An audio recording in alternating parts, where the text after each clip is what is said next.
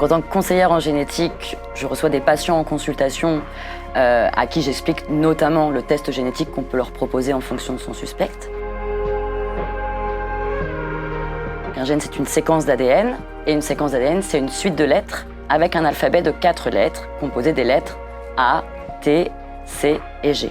Et donc ces lettres se suivent et forment un code, en fait, avec une suite particulière, un ordre particulier de ces lettres. Et ce code, c'est comme un livre de recettes pour fabriquer une protéine. Et donc, nous, on a 20 000 gènes au total, donc qui sont comme 20 000 livres pour produire 20 000 protéines différentes.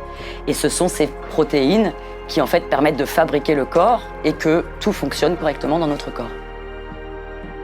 Toutes les différences entre les individus sont dues à des variations dans cette séquence de 4 lettres. Alors ces variations sont la plupart du temps des simples fautes d'orthographe. Ça peut être simplement une lettre remplacée par une autre. Donc on peut par exemple, par rapport à une séquence de référence, trouver un C à la place d'un T.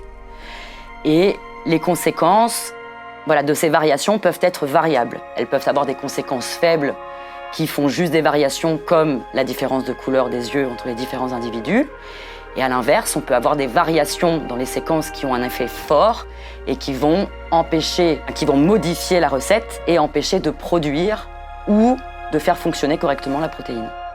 Et en fonction du type d'anomalie génétique que l'on suspecte, on peut proposer soit de rechercher s'il existe des livres en trop grande quantité ou en trop faible quantité, ou alors d'aller lire certains livres, lettre par lettre, pour rechercher une faute d'orthographe qui pourrait expliquer la maladie du patient.